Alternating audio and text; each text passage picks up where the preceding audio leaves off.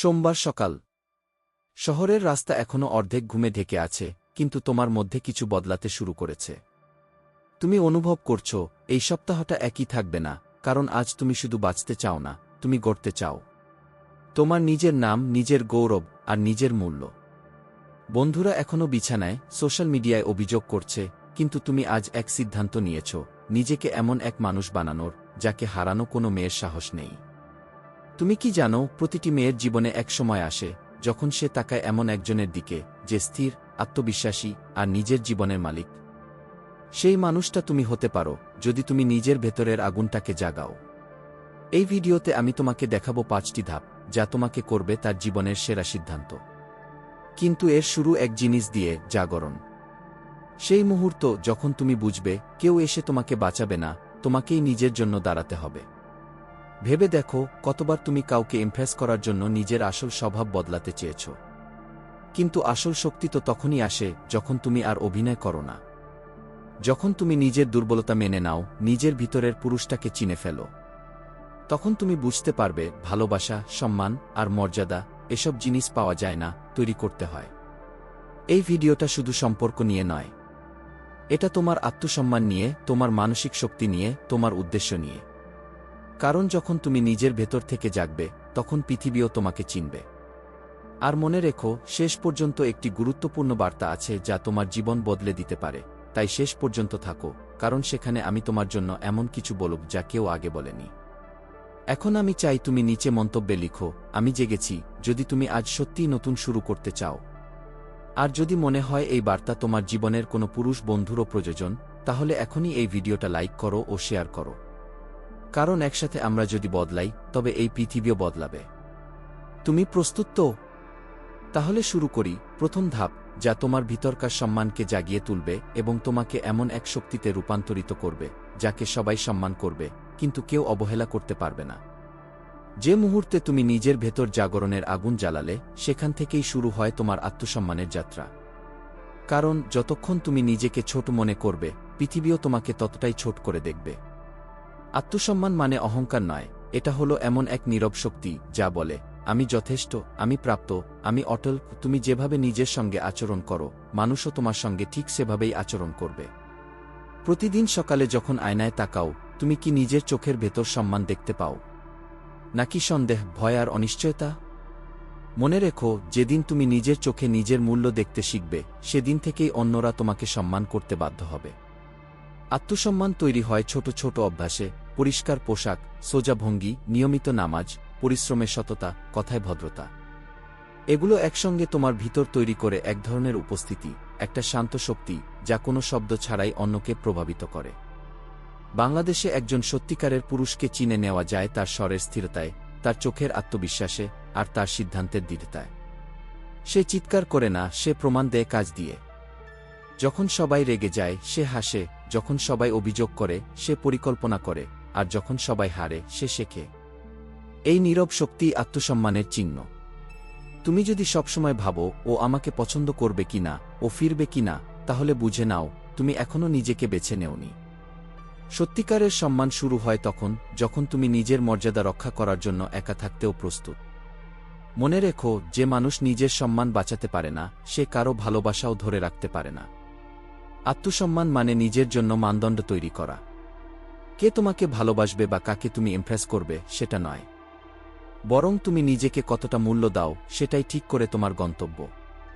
তুমি যদি প্রতিদিন নিজের জীবনে একটা ছোট উন্নতি করো, হয় সেটা চরিত্রে, জ্ঞানেতে বা আচরণে, তবে তুমি ধীরে ধীরে হয়ে উঠবে এমন একজন মানুষ যাকে হারানোর সাহস কেউ পাবে না। আরেকটা কথা মনে রেখো, আল্লাহ সেই মানুষকে উঁচু করেন যে নিজেকে সম্মান করে কিন্তু অহংকার করে না। তুমি যত বিনয়ী হবে, তত সম্মান তোমার চারপাশে ফিরবে।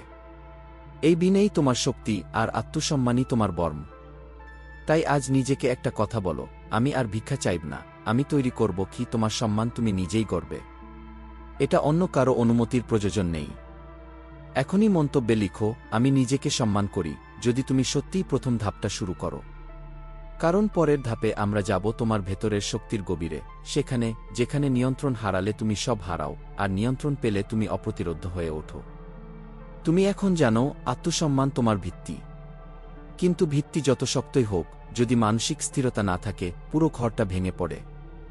জীবনের প্রতিটা যুদ্ধ শুরু হয় মাথার ভেতরেই, যেখানে সিদ্ধান্ত নিতে হয়, রাগ থামাতে হয়, আর আবেগকে বন্দী করতে হয়। মানসিক শক্তি মানে ঠান্ডা হৃদয় নয়, বরং আগুনকে নিয়ন্ত্রণে রাখা। যে পুরুষ নিজের রাগ, দুঃখ আর প্রলোভনকে সামলাতে পারে সেই আসল শক্তিশালী। তুমি কি কখনো ভেবেছ কতবার ছোট একটা মন্তব্য তোমাকে অস্থির করে দিয়েছে? কারো উদাসীনতা, কারো প্রত্যাখ্যান বা একটা ব্যর্থতা। সেই মুহূর্তগুলোতেই তোমার আসল পরীক্ষা। মনে রেখো, একজন পরিপক্ব পুরুষ প্রতিক্রিয়া দেখায় না, সে বোঝে। সে অপেক্ষা করে। সে নিজেকে ভেঙে পড়তে দেয় না। কারণ সে জানে ঝড় সবসময় থেমে যায়, কিন্তু যে গাছটা থেমে যায় না সেটাই শক্তিশালী হয়ে ওঠে। ইসলাম শেখায় সবর, অর্থাৎ ধৈর্য, নীরবতার শক্তি। তুমি যখন চুপ থেকে ভেতরে কাজ করো, আল্লাহ তখন তোমার পক্ষে কাজ করেন। এই সবরই মানসিক শক্তির মূল। আরেকটা গুরুত্বপূর্ণ দিক হল নেতিবাচক ভাবনাকে চিনে ফেলা। আমি পারব না, ও আমার চেয়ে ভালো, এসব চিন্তা আসলে নিজের হাতেই নিজের শক্তি নষ্ট করা। বরং নিজেকে বলো, আমি ধীরে চলব, কিন্তু থামব না। তোমার চারপাশের মানুষ অনেক সময় তোমার শান্ত স্বভাবকে দুর্বলতা ভাববে। তারা চিৎকার করবে, তুমি নীরব থাকবে।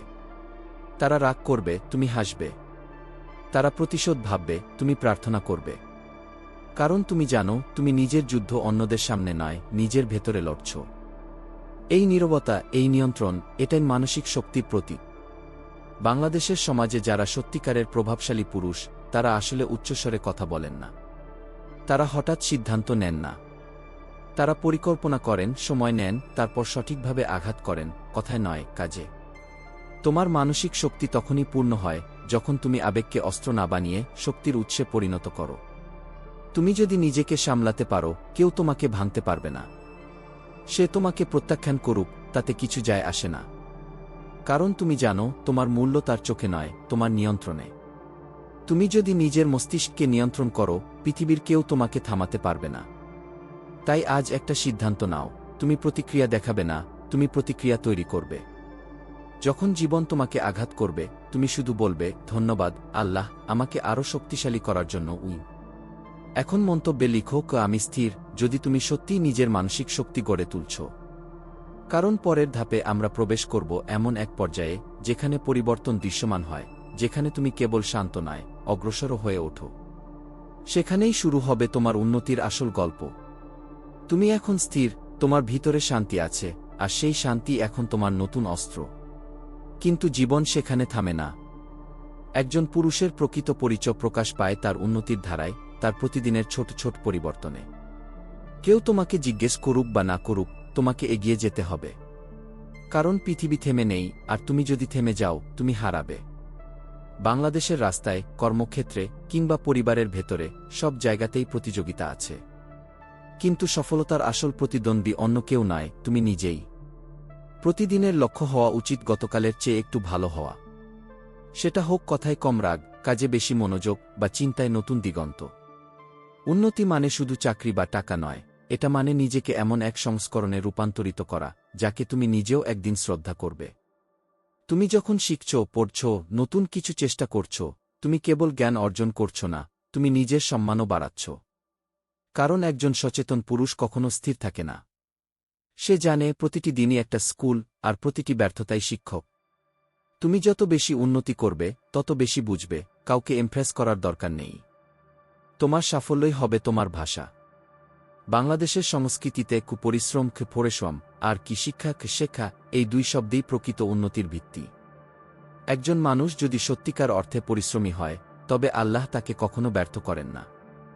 তাই এখন থেকে নিজের জীবনের প্রতিটি ক্ষেত্রে একটা নতুন নীতি তৈরি করো। আমি শিখব, আমি বাড়ব, আমি বদলাব। তোমার পোশাক হোক পরিষ্কার, মন হোক দৃঢ়, এবং লক্ষ্য হোক স্পষ্ট। কিন্তু মনে রেখো, উন্নতি মানে অহংকার নয়। অনেক পুরুষ একটু এগিয়ে গিয়ে ভেবে নেয় সে এখন অন্যদের চেয়ে ভালো।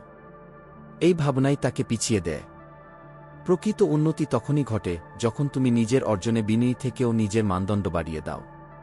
অন্যদের নিচে নামিয়ে নয়, নিজেকে উপরে তুলে। যে পুরুষ প্রতিদিন সামান্য করে উন্নতি করে, তার উপস্থিতি একদিন এত শক্তিশালী হয়ে ওঠে যে সে কিছু না বললেও মানুষ তাকে অনুভব করে। তার চলাফেরা, তার কথাবার্তা, এমনকি তার নীরবতাও প্রভাব ফেলে। কারণ উন্নতি কখনো শব্দ করে না, এটা নিঃশব্দে মানুষকে পরিবর্তন করে দেয়। তুমি এখন ভাবতে পারো, এই পরিবর্তন কি সে দেখতে পাবে? উত্তর হলো, অবশ্যই পাবে। কারণ নারী কেবল চোখে নয়, আত্মায়ও দেখে। সে অনুভব করবে তোমার শৃঙ্খলা, তোমার দায়িত্ববোধ, তোমার আত্মবিশ্বাস। আর তখনই সে বুঝবে, তুমি শুধু এক পুরুষ নও, তুমি এমন এক সিদ্ধান্ত যা ভুল হওয়ার নয়। তাই আজ থেকে থামো না। প্রতিদিন একটা ছোট উন্নতি করো। নিজের সীমা ভাঙো।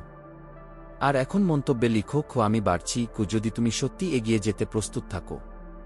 কারণ পরের ধাপে আমরা শিখব কিভাবে এই শক্তি, এই উন্নতি রক্ষা করতে হয়, যেন কোনো মানুষ, কোনো পরিস্থিতি তোমার ভিতরের শান্তি কেড়ে নিতে না পারে। তুমি এখন উন্নতির পথে আছো, প্রতিদিন একটু একটু করে এগিয়ে যাচ্ছ। কিন্তু একটা বিষয় মনে রাখো, উন্নতি টিকিয়ে রাখার সবচেয়ে বড় রহস্য হল শক্তি সংরক্ষণ।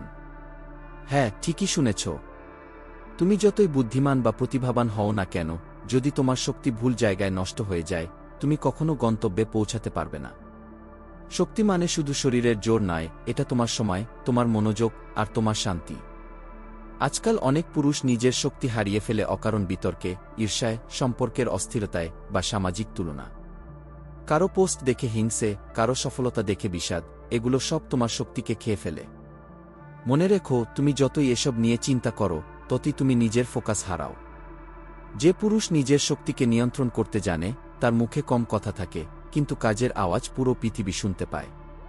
তুমি যদি ভাবো, ও আমাকে বুঝল না, ও চলে গেল, বা গিয়ে ও আমাকে ছোট করল, তাহলে জানো, তুমি এখনও নিজের শক্তি তার হাতে দিয়ে রেখেছ। ফিরে নাও সেটা। নিজেকে বলো, আমি আমার শক্তি অন্য কারো নিয়ন্ত্রণে দেব না। সত্যিকারের শক্তি হল নীরবতা। তুমি যখন রেগে না গিয়ে শান্ত থাকো, তখন তুমি হেরে যাও না, তুমি জয় পেতে শেখো। আল্লাহ বলেন, যে নিজের ক্রোধ নিয়ন্ত্রণ করতে পারে, তার মর্যাদা আকাশের চেয়েও উঁচু। তাই যখন কেউ তোমাকে আঘাত করে, মনে রেখো, সেটা আল্লাহর পরীক্ষা। তিনি দেখতে চান, তুমি প্রতিক্রিয়া দেখাবে নাকি নিজেকে সংযত রাখবে। প্রতিটি ধৈর্য তোমার ভেতরে নতুন শক্তি তৈরি করে। এই পৃথিবীতে সবাই তোমার মতো ভাববে না, সবাই তোমার মতো ভালোও হবে না। তাই তোমাকে শিখতে হবে কাকে কাছে টানবে, কাকে দূরে রাখবে। প্রতিটি মানুষ, প্রতিটি কথোপকথন, প্রতিটি ভাবনা, সবই শক্তি চায়। যাদের মধ্যে শান্তি নেই, তাদের কাছে গেলে তুমিও অস্থির হয়ে পড়বে। আর যারা বিশ্বাস, প্রার্থনা ও উন্নতির কথা বলে, তাদের পাশে থাকলে তুমি শক্তিশালী হয়ে উঠবে। তুমি নিজের শক্তি রক্ষা করবে নিজের সীমা নির্ধারণ করে। না বলতে শেখো, দরকারে দূরে সরে যাও, আর নিজের নীরবতাকে দুর্বলতা নয়, জ্ঞান হিসেবে গ্রহণ করো। কারণ যখন তুমি নিজের শক্তিকে বাঁচিয়ে রাখো, তখনই তুমি প্রকৃত নেতার মতো এগিয়ে যেতে পারো, শব্দ ছাড়া, অহংকার ছাড়া, কিন্তু প্রভাব নিয়ে। আজ মন্তব্যে লিখো, আমি শান্ত, যদি তুমি প্রতিজ্ঞা করো তোমার শক্তি কেবল সেই কাজে ব্যয় করবে, যা তোমাকে উন্নতির পথে রাখে। এখন গভীর নিঃশ্বাস নাও। কারণ পরের ধাপেই আছে সেই অংশ, যা তোমার জীবনের উদ্দেশ্য বদলে দিতে পারে। যেখানে বোঝা যাবে, তুমি কেবল নিজের জন্য নয়, তোমার বিশ্বাস, তোমার পরিবার আর তোমার ভবিষ্যতের জন্য বেঁচে আছো। তুমি এখন জানো কিভাবে নিজের শক্তি রক্ষা করতে হয়। তুমি শিখেছ সম্মান, ধৈর্য আর উন্নতির মূল্য। কিন্তু এই সব কিছুর শীর্ষে আছে এক জিনিস, উদ্দেশ্য। কারণ উদ্দেশ্য ছাড়া শক্তি অর্থহীন, আর লক্ষ্য ছাড়া জীবন দিকহীন। একজন পুরুষের সত্যিকারের শক্তি তখনই প্রকাশ পায়, যখন সে জানে সে কেন বেঁচে আছে, কিসের জন্য লড়ছে, আর তার কাজের পেছনে কোনো উচ্চতর মানে আছে। তুমি কি কখনো ভেবেছ, প্রতিদিন সকালে কেন জেগে ওঠো? শুধু টাকার জন্য, নাকি কোনো বড় কারণের জন্য? যখন তোমার জীবনের উদ্দেশ্য কেবল নিজের সুখ, তখন তা ছোট হয়ে যায়। কিন্তু যখন তোমার উদ্দেশ্য তোমার পরিবারের শান্তি, তোমার সমাজের উন্নতি আর আল্লাহর সন্তুষ্টি, তখনই তুমি এক ভিন্ন স্তরে পৌঁছাও। তখন তোমার প্রতিটি কাজ, প্রতিটি কথা, প্রতিটি সিদ্ধান্ত এক ধরনের ঈমানের প্রকাশ হয়ে ওঠে। একজন উদ্দেশ্যসম্পন্ন পুরুষ কখনো হারায় না, কারণ তার চলা থেমে গেলেও তার প্রভাব থেকে যায়। সে জানে তার জীবনের প্রতিটি কঠিন মুহূর্ত একটা শিক্ষা, প্রতিটি আঘাত একটা ইশারা। সে অভিযোগ করে না, সে বুঝে। সে অপেক্ষা করে, তারপর কাজ করে। উদ্দেশ্য তাকে স্থির রাখে, আর আল্লাহর প্রতি বিশ্বাস তাকে জ্বালিয়ে রাখে। যে পুরুষ নিজের জীবনের উদ্দেশ্য জানে, তার আত্মবিশ্বাস আলাদা। সে কাউকে ইমপ্রেস করার জন্য কিছু করে না, সে করে কারণ সে জানে তার মিশন আছে। সে ভালোবাসে, কিন্তু নির্ভর করে না। সে দেয়, কিন্তু হারায় না। সে কাজ করে, কিন্তু অহংকার করে না। কারণ তার ভেতরের শান্তি আসে উদ্দেশ্য থেকে, প্রশংসা থেকে নয়। তুমি যদি আজ নিজের উদ্দেশ্য না জানো, তাতে সমস্যা নেই। শুরু করো প্রশ্ন দিয়ে, আমি কার উপকারে আসতে পারি? আমার কাজের মাধ্যমে আল্লাহকে কিভাবে খুশি করতে পারি? উত্তরগুলো সহজে আসবে না, কিন্তু প্রতিদিন একটু একটু করে তুমি তোমার পথ চিনে নেবে। যখন তুমি নিজের উদ্দেশ্য খুঁজে পাবে, তুমি বুঝবে তুমি কখনো হারনি, তুমি কেবল প্রস্তুত হচ্ছিলে। এখন গভীর নিঃশ্বাস নাও। চোখ বন্ধ করো। নিজের জীবনের প্রতিটি ছোট জয়, প্রতিটি ব্যর্থতা, প্রতিটি মানুষ, সব কিছুর মধ্যে একটা সংযোগ আছে। সবকিছু তোমাকে এখানে এনেছে, এই মুহূর্তে যেখানে তুমি সিদ্ধান্ত নিচ্ছ, আমি আমার জীবনের উদ্দেশ্যে বাঁচব। তুমি যদি এই ভিডিওর শুরু থেকে এখন পর্যন্ত থেকে থাকো, আমি তোমাকে ধন্যবাদ জানাই। কারণ তুমি অন্যদের মতো হারিয়ে যাওনি, তুমি জেগে আছো, তুমি বাড়ছ, তুমি বদলাচ্ছ। এখন আমি চাই তুমি নিচে মন্তব্যে লেখো, আমি প্রস্তুত, যদি তুমি সত্যি আজ থেকে নিজের জীবনের উদ্দেশ্যে বাঁচতে চাও। আর মনে রেখো, এটা কেবল তোমার গল্প নয়, এটা সেই গল্প যেখানে তুমি আল্লাহর আশীর্বাদে পরিণত হচ্ছ অন্য কারো জীবনের সেরা সিদ্ধান্তে। এই হলো সেই গুরুত্বপূর্ণ বার্তা যা আমি শুরুতেই বলেছিলাম। সে তোমাকে বেছে নেবে যখন তুমি নিজেকে আল্লাহর জন্য বেছে নেবে।